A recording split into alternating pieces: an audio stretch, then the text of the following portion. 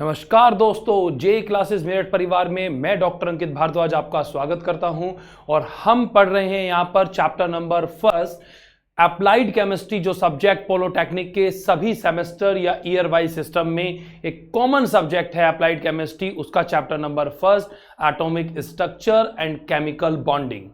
यहां पर आपको मैं एक बार जल्दी से रिमाइंड करा दूं कि प्रीवियस लेक्चर में हमने क्या क्या पढ़ा था और आज हम क्या पढ़ने जा रहे हैं। तो लास्ट लेक्चर में हमने पढ़ा था कि केमिकल बॉन्डिंग के पॉइंट ऑफ व्यू से केमिकल बॉन्ड बनते क्यों हैं, और इसके साथ साथ हमने दो तरीके के बॉन्ड वहां पर डिस्कस किए थे। तो जो बच्चे आज पहली बार यहां वीडियो को देख रहे हैं उनसे मेरा निवेदन है कि वो प्लेलिस्ट में जाकर चेकआउट कर लें कि प्रीवियस लेक्चर में मैंने किस तरीके से सिस्टमेटिकली तरीके से आपको समझाया था, ताकि आज ये नया बॉन्ड का जो अरेंजमेंट है वो आपको प्रॉपर वे में समझ आ सके। देखिए बच्चों, मैंने प्रीवियस लेक्चर में आपको आयनिक बॉन्ड और कोवलेंट बॉन्ड सिखा दिया था।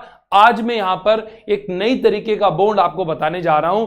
बॉन्ड का नाम है कोऑर्डिनेट बॉन्ड। तो जल्दी जल्दी वीडियो को शेयर कर दीजिए ताकि सभी को इंफॉर्मेशन मिल जाए कि क्लास स्टार्ट हो चुकी है। और यहां पर आपका ज्यादा समय ना लेते हुए जल्दी से टॉपिक पे चलते हैं मेरे प्यारे बच्चों। देखिए, कोऑर्डिनेट बॉन्ड, मैंने कहा कि बॉन्ड तीन टाइप के होते हैं, आयनिक बॉन्ड, कोवलेंट बॉन्ड और कोऑर्डिनेट बॉन्ड। आयनिक बॉन्ड को अगर मैं रिवाइंड कराऊं आपको, तो देखिए आयनिक बॉन्ड तब कहा था मैंने कि जब जिसके पास एक्स्ट्रा इलेक्ट्रॉन है वो अपने इलेक्ट्रॉन किसी को दूसरे को दे रहे हैं और दूसरे वाला जिसके पास कम है वो उनको रिसीव कर रहा है। मतलब एक जो फालतू वाला है जिसके पास ज्यादा इलेक्ट्रॉन है वो दूसरे को इलेक्ट्रॉन दे रहा है और दूसरे वाला उससे रिसीव कर रहा है। तो इस तरीके से जो बॉन्ड बनते हैं उनको आयनिक बॉन्ड बोला जाता है। फिर एक दूसरा नंबर आता है जी आपका कोवलेंट बॉन्ड का। अगर मैं कोवलेंट बॉन्ड के रिगार्डिंग बात करूं तो कोवलेंट बॉन्ड में इक्वल शेयरिंग ऑफ इलेक्ट्रॉन, मतलब जब कंपाउंड जो बना था उसमें जो एटम थे वो बराबर की साझेदारी कर रहे थे, उनसे मिलकर जो बॉन्ड बना उसको बोला है कोवलेंट बॉन्ड। और कोवलेंट बॉन्ड दो तरीके के, पोलर कोवलेंट बॉन्ड और नॉन पोलर कोवलेंट बॉन्ड। मैंने ये सारी चीजें आपको पढ़ाई थी। आज मैं आपको एक नया अरेंजमेंट सिखा रहा हूं, दैट इज कोऑर्डिनेट बॉन्ड। अगर मैं कोऑर्डिनेट बॉन्ड के रिगार्डिंग बात करूं आपसे बच्चों, तो ये दोनों का कॉम्बिनेशन है। मतलब यहां पर आयनिक बॉन्ड और कोवलेंट बॉन्ड दोनों को मिलाकर एक तरीके का नया बॉन्ड बना है। इसको आपने कोऑर्डिनेट बॉन्ड कंसीडर किया है। देखिए क्या है कोऑर्डिनेट बॉन्ड में। अगर मैं कोऑर्डिनेट बॉन्ड की बात करूं तो it is a special type of covalent bond. Actual में ये भी कोवलेंट बॉन्ड का ही टाइप है। और यहां पर अगर मैं बात करूं, इन coordinate bond the shared pair of electrons is contributed only by one of the two combining atoms। मतलब दोबारा समझिए, it is a special type of covalent bond. ये भी कोवलेंट बॉन्ड का ही एक टाइप है। और इन कोऑर्डिनेट बॉन्ड मैं अंडरलाइन करूंगा इस बात को कि the shared pair of electron, जिन इलेक्ट्रॉन का शेयरिंग करना है आपको, is contributed only by one. तो सिर्फ एक ऐसा है जो अपनी साइड से इलेक्ट्रॉन को दे रहा है, शेयरिंग कर रहा है, और दूसरी तरफ वाला उसको इलेक्ट्रॉन सिर्फ दे रहा है, उससे इलेक्ट्रॉन ले नहीं रहा है। ठीक है, उसको यहां पर कोऑर्डिनेट बॉन्ड बोला है। डायग्रामेटिकली व्यू से आपको समझ आ जाएगा। The atom which provide its electron pair, एक ऐसा एटम जो इलेक्ट्रॉन दे रहा है, देने वाले को बोलते हैं डोनर करने वाला, है ना। जैसे आपने पढ़ा है ब्लड ग्रुप में, ब्लड ग्रुप तो जानते हो ना मेरे बच्चों। तो चलो ब्लड ग्रुप भी सुन लो 2-4 मिनट। ठीक है, देखिए ब्लड ग्रुप की अगर मैं बात करूं, 4 तरीके के ब्लड ग्रुप होते हैं, ए, बी, ओ और ए बी। तो ओ अगर मैं ब्लड ग्रुप की बात करूं, दैट इज यूनिवर्सल डोनर। अगर किसी का ब्लड ग्रुप ओ है तो वो किसी भी पर्सन को खून दे सकता है। तो डोनर का मतलब देने वाला। तो यहां पर मैंने वही बात की आपसे, the atom which provide its electron pair, एक ऐसा एटम जिसके पास एक्स्ट्रा में इलेक्ट्रॉन पेयर थे जो इलेक्ट्रॉन देगा, ठीक है, उसको बोला है डोनर एटम्स। वेयर एज, जबकि द अदर एटम, जो दूसरे एटम है, which received this electron pair, जो इस इलेक्ट्रॉन पेयर को रिसीव करेंगे, to receive this electron pair to complete its octet, अपने ऑक्टेट को कंप्लीट करने के लिए जो ले रहा है, जिस पे कम है, इसे कहेंगे एस्केप्टर्स। ठीक है, this bond is represented by arrow. ये एरो से रिप्रेजेंट किया जाता है। इस तरीके से एरो, तीर का निशान लगा देते हैं जब कोऑर्डिनेट बॉन्ड को हमें रिप्रेजेंट करना होता है। और pointing from the donor to the acceptor, मतलब डोनर की साइड से एक्सेप्टर की तरफ को जाएगा, देने वाले से लेने वाले की तरफ को जाएगा। तो मैंने यहां पर आपको बताया ये एक स्पेशल टाइप का कोवलेंट बॉन्ड है, और यहां पर एरो से रिप्रेजेंट करते हैं। जो इलेक्ट्रॉन दे रहा है उसको डोनर बोलते हैं, और जो रिसीव कर रहा है उसको यहां पर एक्सेप्टर कंसीडर्ड किया जाता है। अब एग्जांपल के तरीके से इसको समझने की कोशिश करते हैं। देखिए एक और बहुत इंपॉर्टेंट बात, इसको स्टार लगा लीजिए भाई आप, कि इट शुड बी नॉट, ये नोट करने वाली बात है, that to form a coordinate bond, जब भी कभी कोई कोऑर्डिनेट बॉन्ड बनेगा, द डोनर एटम, जो देने वाला एटम है, मस्ट का मतलब होता है जरूर, है ना, मतलब you have must to clear JEE government exam. तो जैसे मैं आपसे कहता हूं जबरदस्ती करके कि आपको गवर्नमेंट नौकरी का जेईई का एग्जाम निकालना पड़ेगा, ठीक है, आपका पास ऑप्शन नहीं है, और उसके अलावा आपको अपनी लाइफ को सुटेबल बनाने के लिए यह काम करना चाहिए, मस्ट। तो यहां पर वही वर्ड यूज किया है, the donor atom must have, कि जो देने वाला एटम है वो मस्ट हैव कंप्लीट ऑक्टेट, वो अपना ऑक्टेट कंप्लीट करे रखेगा। ऐसा नहीं है कि वो अपने इलेक्ट्रॉन देकर अपना ऑक्टेट खो दे, वो अपना ऑक्टेट कंप्लीट रखेगा और दूसरे को हेल्प करेगा, ठीक है। Octet of electron, whereas, जबकि the acceptor should lack 2 electron, जबकि जो लेने वाला है वहां पर 2 इलेक्ट्रॉन की कमी है इन इट्स वैलेंस सेल, उसके वैलेंस सेल में। अब देखिए जैसे फॉर एग्जांपल ये यहां पर मैंने कहा कोई एक एटम है ए, इसके पास 8 इलेक्ट्रॉन है, मैंने यहां पर रिप्रेजेंट कर दिया। एक एटम है बी, उसके पास 6 हैं, दोनों को अपना ऑक्टेट कंप्लीट करना है, तो इसके पास तो 8 अपने कंप्लीट है, लेकिन इसके पास 2 की कमी है। तो ये क्या करेगा, ये देखिए यहां पर क्या हुआ, अब कोऑर्डिनेट बॉन्ड बन रहा है। कोऑर्डिनेट बॉन्ड में क्या हुआ, ये 8 तो इसके पहले से ही है, ये 6 इसके पहले से ही है।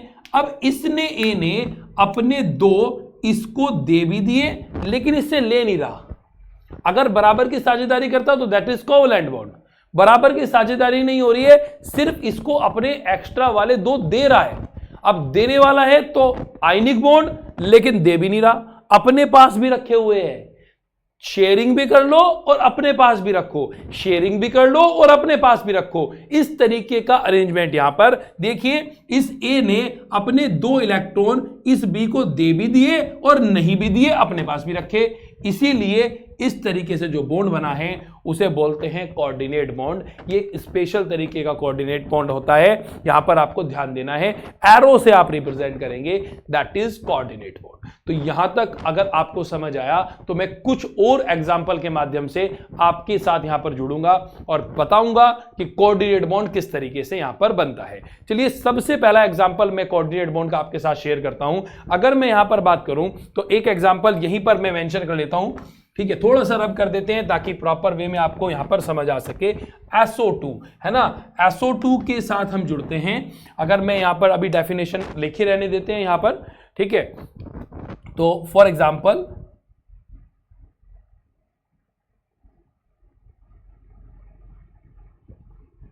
Formation of SO2, sulphur dioxide. SO2 का फॉर्मेशन करना है तो उसमें कौन सा बॉन्ड बनेगा, कोऑर्डिनेट बॉन्ड बनेगा। कैसे बनेगा, देखिए भाई, अगर मैं SO2 की बात करूं तो देखिए आपके पास 2 ऑक्सीजन है यहां पर पर्टिकुलरली, और एक सल्फर आपको यहां दिखाई दे रहा है। तो देखिए बिल्कुल ठीक बात है, तो मैंने क्या किया, यहां पर एक सल्फर लिया। अब सल्फर के पास आउटर मोस्ट में 6 इलेक्ट्रॉन है, मैंने यहां पर 6 इलेक्ट्रॉन शो कर दिए, 1 2 3 4 5 6, ठीक बात है। अब मेरे पास 2 ऑक्सीजन है, तो मैंने यहां पर ऑक्सीजन, ये एक ऑक्सीजन लिया यहां, इसके भी 1 2 3 4 5 6, इसके भी 6 मैंने यहां पर ऑक्सीजन यहां पर रिप्रेजेंट कर दिए। फिर मेरे पास एक और ऑक्सीजन यहां पर है, इसे इधर बना देता हूं जी, ठीक है, और 1 2 3 4 5 6, ये मैंने ऑक्सीजन का अरेंजमेंट आपको दिखाया SO2 के अंदर। अब सल्फर को अपने कितने ऑक्टेट कंप्लीट करने के लिए कितने चाहिए भाई, 2 चाहिए। इस ऑक्सीजन को भी अपने ऑक्टेट कंप्लीट करने के लिए कितने चाहिए भाई, इसको भी 2 चाहिए यहां पे। तो जब दोनों को 2-2 की चाहिए, 2-2 की नीड है, तो यहां पर कैसा बॉन्ड बनना चाहिए भाई, यहां पर बॉन्ड बनना चाहिए आपका आयनिक बॉन्ड। लेकिन यहां पर आयनिक बॉन्ड नहीं बन रहा, यहां पर क्या हो रहा है कि एक SO के साथ डबल बॉन्ड बना रहा है। मतलब एक साइड से जो ऑक्सीजन है ये सल्फर को अपने 2 इलेक्ट्रॉन दे देगा, ठीक है, और एक साइड से ये जो ऑक्सीजन है ये सल्फर इससे कोई साझेदारी यहां पे करने के मुंड में नहीं है। तो देखो यहां पर क्या हुआ, सबसे पहले इस सल्फर ने इस ऑक्सीजन के 2 इलेक्ट्रॉन यहां पर ले लिए, ये देखिए,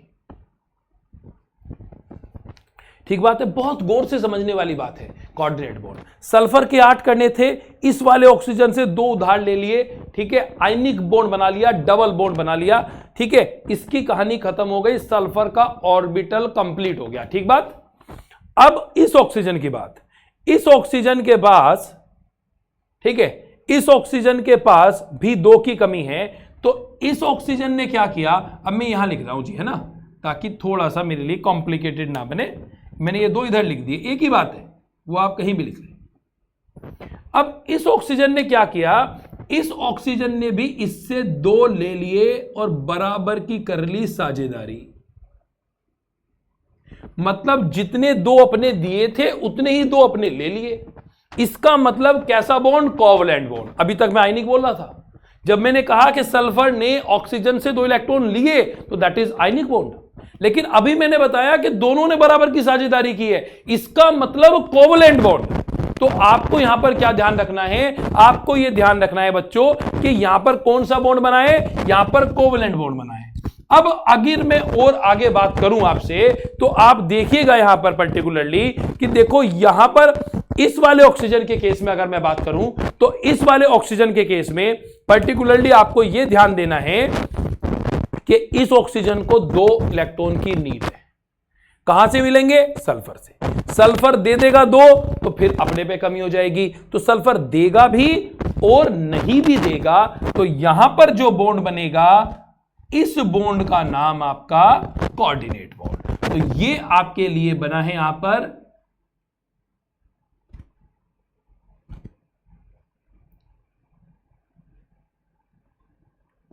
कोऑर्डिनेट बॉन्ड, ठीक बात है।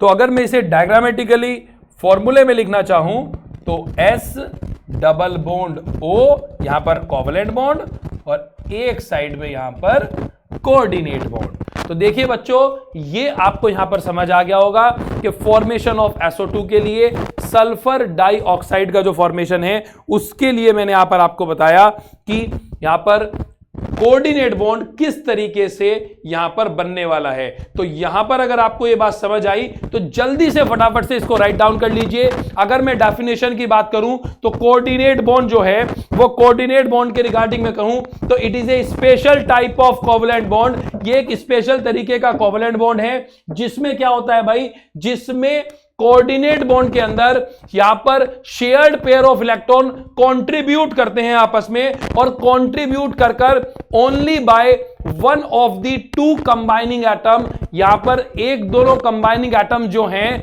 उनके साथ the atom which provide its electron, ऐसे एटम जो अपने इलेक्ट्रॉन देते हैं उनको आप बोलते हैं डोनर वाले, और जो रिसीव कर रहे हैं वो बोले जाते हैं यहां पर एक्सेप्टर मॉलिक्यूल्स। अगर मैं यहां पर बात करूं तो यह बात आपको ध्यान देनी है कि यहां पर एरो बनेगा भाई, एरो बनना जरूरी है, क्योंकि जब तक एरो को आप रिप्रेजेंट नहीं करेंगे तब तक आप नहीं बोल सकते कि ये कोई पर्टिकुलरली, अगर मैं बात करूं तो ये कोई पर्टिकुलरली कोवैलेंट बॉन्ड या कोऑर्डिनेट बॉन्ड की अगर मैं बात करूं तो कोऑर्डिनेट बॉन्ड तभी कहा जाएगा जब एरो बन जाएगा।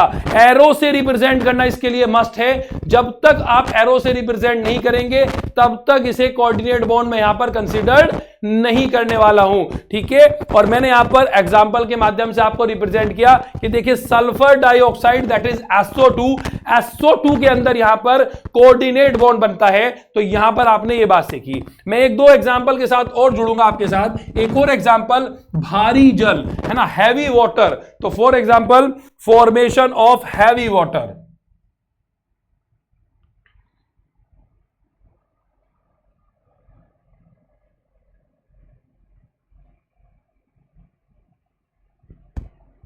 हैवी वाटर, है ना, यहां पर मैं बात करूं हैवी वाटर की, सॉरी हैवी वाटर नहीं भाई, hydrogen peroxide, that is H2O2।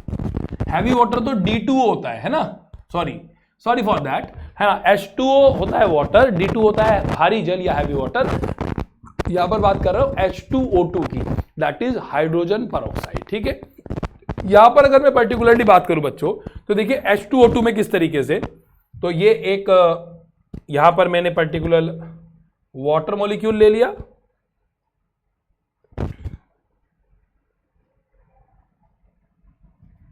ये ऑक्सीजन था भाई, थोड़ा सा बड़ा बना देते हैं ताकि पर्टिकुलरली आपको चमक जाए। ये मैंने वाटर मॉलिक्यूल बना लिया, हाइड्रो ऑक्सीजन है 4 इसके पास है, मतलब हाइड्रोजन ऑक्सीजन की बात करूं तो 6 होते हैं। ठीक है, दो की यहां पर इन्होंने यहां पर इससे शेयरिंग कर ली, और एक ऑक्सीजन इसके पास एक्स्ट्रा में,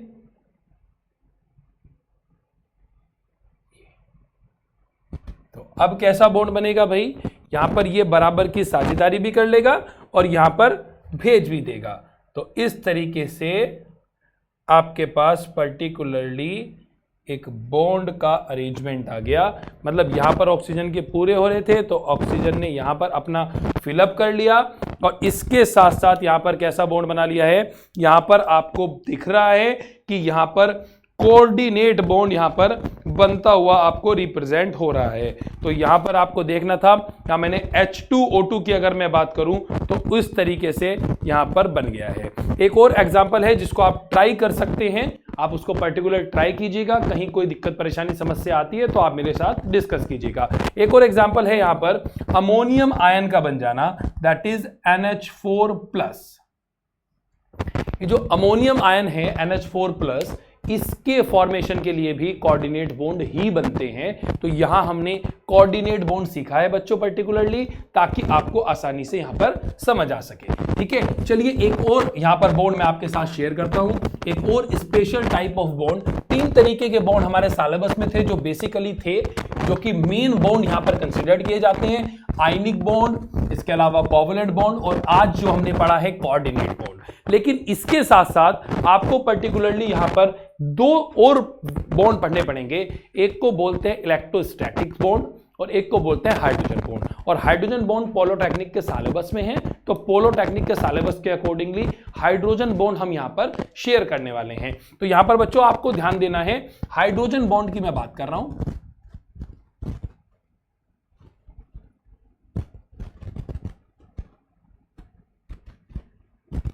हाइड्रोजन। सबसे पहली बात यह कि हाइड्रोजन बॉन्ड बनेगा किसमें, तो अगर मैं पर्टिकुलरली बात करूं तो हाइड्रोजन बॉन्ड जो है वो आप इसको देखो इस तरीके से याद कीजिए, मैं आपको बहुत शॉर्ट ट्रिक से सिखाने की कोशिश करूंगा। FON, that is phone. आप कहते हैं सर फोन की स्पेलिंग PHONE होती है, हमारे केमिस्ट्री में FON होती है। क्या भी FON, फोन।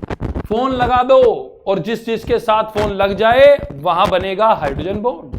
तो बच्चों देखो, F मतलब फ्लोरीन, O मतलब ऑक्सीजन, N मतलब नाइट्रोजन।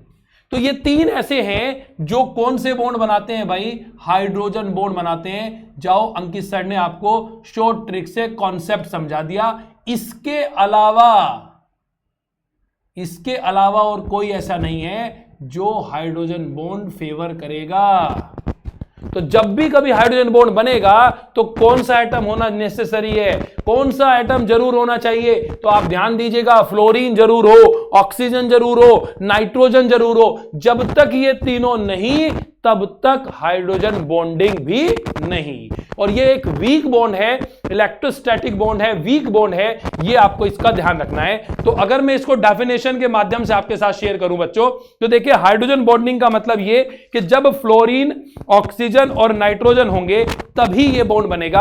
अगर मैं डेफिनेशन के पॉइंट ऑफ व्यू से बात करूं तो a hydrogen bond may be defined as, तो यहां पर अगर मैं डेफिनेशन लिखना चाहूं आपके लिए, a hydrogen bond, a hydrogen bond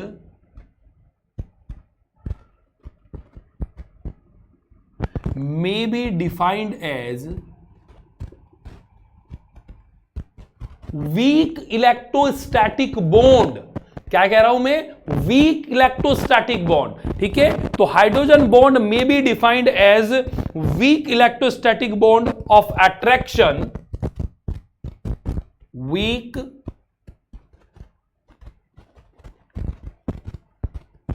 electrostatic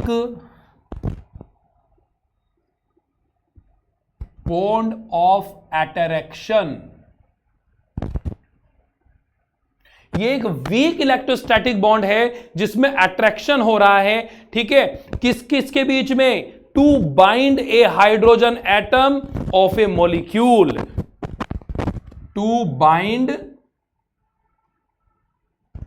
A hydrogen atom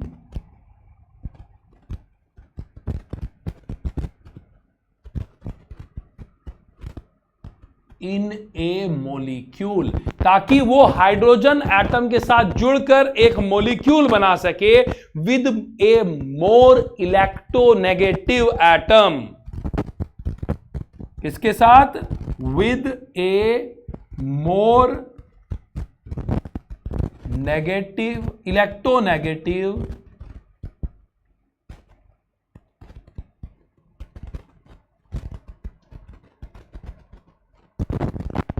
atom, with a more electronegative atom like fluorine, oxygen, इसके अलावा नाइट्रोजन। ठीक है, ताकि सेम सबस्टांस में ऐसा हो सके with A more electronegative atom of another molecule,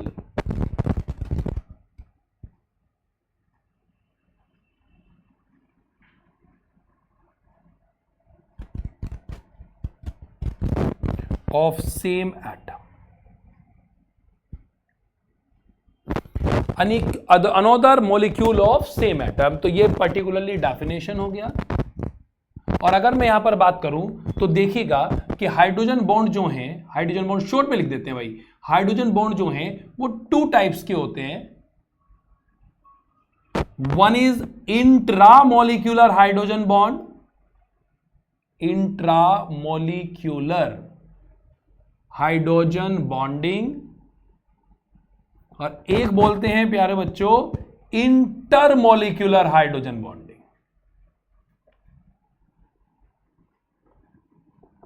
intramolecular hydrogen bonding और इंटरमोलिक्यूलर हाइड्रोजन बॉन्डिंग। जब भी कभी इंट्रा वर्ड आए आप ऐसे समझेगा भाई, इंट्रा मतलब विद इन, किसी चीज के अंदर, और इंटर मतलब दो के बीच में। मैं आपसे कहूं कि ये बेंजीन रिंग है, देखो बहुत आसानी से समझा रहा हूं, ये बेंजीन रिंग है आपके पास। ठीक है, ये बेंजीन रिंग, यहां पर और यहां पर अगर बॉन्ड में हाइड्रोजन बॉन्डिंग हो रही है, फॉर एग्जांपल, क्योंकि एक ही कंपाउंड है तो इसे आप बोलेंगे इंट्रामोलिक्यूलर हाइड्रोजन बॉन्डिंग। ठीक है, और अगर मैं कहूं कि ये एक बेंजीन रिंग है, ये एक अनोदर बेंजीन रिंग है, इन दोनों के बीच में हो रही है यहां कहीं, तो दो अलग अलग के बीच में हो रही है, that is intermolecular hydrogen bonding.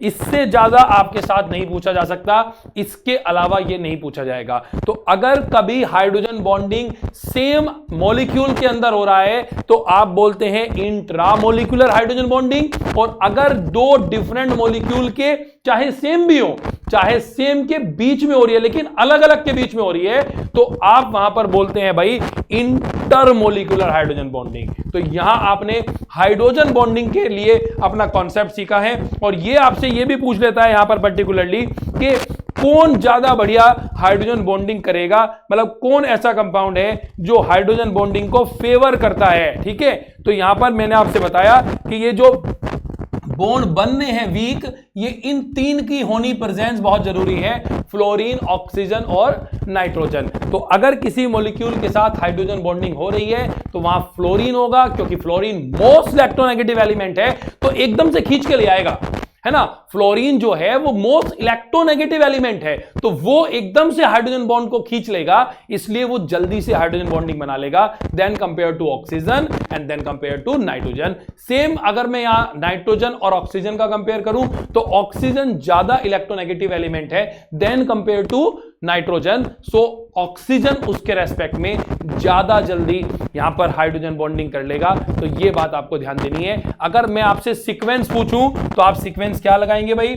Fluorine में सबसे ज्यादा, उसके बाद ऑक्सीजन, उसके बाद नाइट्रोजन। तो जल्दी से जल्दी यहां पर स्टेबिलिटी का अरेंजमेंट भी लिख लीजिए। ये आपसे सीक्वेंस पूछ सकता है, फटाफट से फटाफट राइट डाउन करो ताकि आपको सारी बातें समझ आ जाए। तो हाइड्रोजन बॉन्ड की मैंने बात की कि एक वीक इलेक्ट्रोस्टैटिक बॉन्ड है जो कि किसी इलेक्ट्रोनेगेटिव एलिमेंट के साथ मिलकर बनता है। तो यहां पर अगर मैं आपसे बात करूं इलेक्ट्रोनेगेटिव एलिमेंट के साथ मिलकर बनता है, तो यह बात आपको यहां पर ध्यान देनी है। इसके साथ साथ आपको यहां पर बात करनी है, ये मैंने हाइड्रोजन बॉन्डिंग आपको बताया, ये मोस्ट प्रोबेबली आपको समझ आ गई होगी बात। तो यहां तक अगर आपको समझ आया तो एक छोटा सा आसान सा कॉन्सेप्ट और सीख लेते हैं आज, ताकि आपके लिए यहां पर थोड़ा सा और फायदा हो सके। तो यहां पर मैं बॉन्ड लेंथ और बॉन्ड स्ट्रेंथ पे बात कर लेता हूं, ठीक है? ये लीजिए जी, दो छोटी छोटी डेफिनेशन, एक का नाम बॉन्ड लेंथ, एक का नाम बॉन्ड स्ट्रेंथ। जो भी बॉन्ड बनी है, मतलब सिंगल बॉन्ड बने, डबल बॉन्ड बने, ट्रिपल बॉन्ड बने, XYZ कोवलेंट बॉन्ड बने, कोऑर्डिनेट बने, आयनिक बने, कुछ भी बने, है ना, बॉन्ड बन गए, ठीक है? केमिकल बॉन्डिंग होगी, इलेक्ट्रॉन ने अपने आप को स्टेबिलिटी कवर करने के लिए आपस में रिलेशनशिप बना लिया और क्या कर लिया जी? बॉन्ड बना लिया। तो देखो, अगर मैं यहां पर पर्टिकुलरली बात करूं, देखो बहुत आसानी से एक बहुत छोटी बात सिखा रहा हूं। अगर कभी भी सिंगल बॉन्ड बनता है, कैसे भी बने, जनरली कोवलेंट बॉन्ड से बनेगा, ठीक है? अगर कभी सिंगल बॉन्ड बनते हैं, रिप्रेजेंट कैसे करते हैं? ऐसे। अगर कभी किसी के अंदर सिंगल बॉन्ड होता है, इसका मतलब इसके अंदर एक सिग्मा बॉन्ड बनेगा। ये सिग्मा बॉन्ड क्या है, अभी पिक्चर खत्म होने वाली है, टेंशन मत लो। अगर कभी डबल बॉन्ड होते हैं,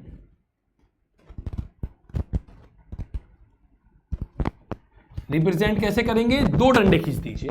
तो अगर कभी डबल बॉन्ड होते हैं तो यहां पर एक सिग्मा बॉन्ड बनता है और एक पाई बॉन्ड बनता है। ये याद करना है मेरे प्यारे बच्चों, ठीक है? पूरा कॉन्सेप्ट लगा दूंगा सारा। आगे ट्रिपल बॉन्ड, अगर कभी ट्रिपल बॉन्ड बनते हैं तो इस केस में एक सिग्मा और 2 पाई बॉन्ड बनता है,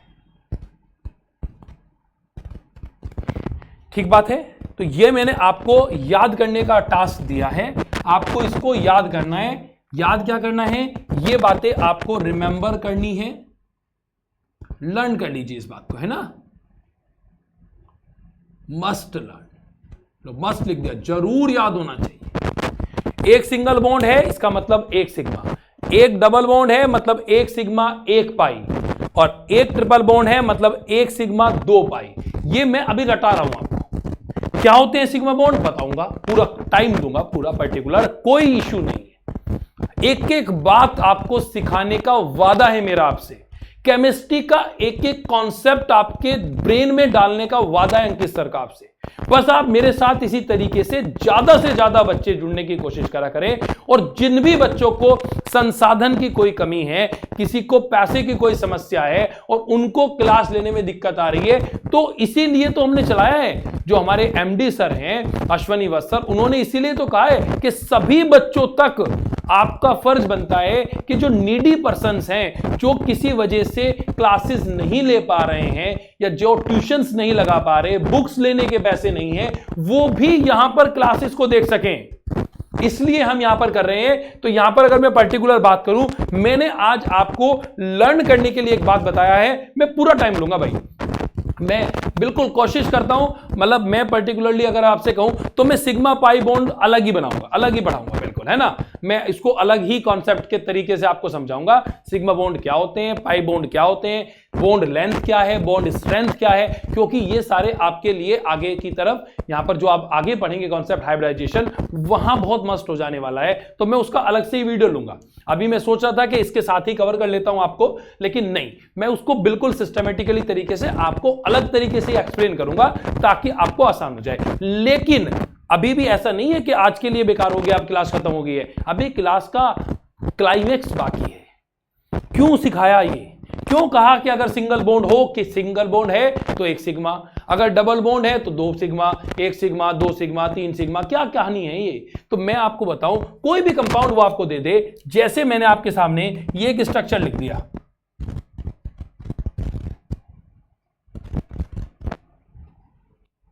ठीक है, नाम है इसका ब्यूटीन 1, ठीक है, वो आगे सिखाऊंगा ऑर्गेनिक केमिस्ट्री में कैसे मैंने इसको ब्यूटीन 1 बोल दिया है, ठीक है। अब मेरे पास ये है और मैं आपसे कहने लगूं कि इसके अंदर कितने सिग्मा कितने पाई।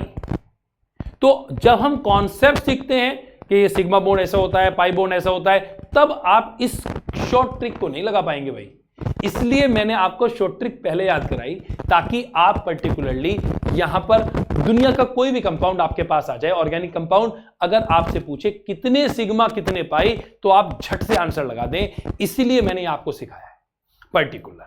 तो बच्चों ध्यान देने वाली बात क्या है, कैसे निकालेंगे, है ना, इसको मैं उसके साथ भी सिखाऊंगा। लेकिन आज के लेक्चर में अभी कुछ समय बाकी है, तो क्यों ना हम अपने टाइम को यूटिलाइज कर लें और एक कॉन्सेप्ट यहां पर सीख ले। तो देखो बहुत आसान है। सबसे पहले वैलेंसी कंप्लीट कर देते हैं। सबसे पहले कार्बन के जितने भी हाइड्रोजन हमें ऐड करने हैं वो ऐड कर दो, सिंगल बॉन्ड लगा लो, डबल बॉन्ड लगा लो, जो भी कुछ करना है वो कर लो।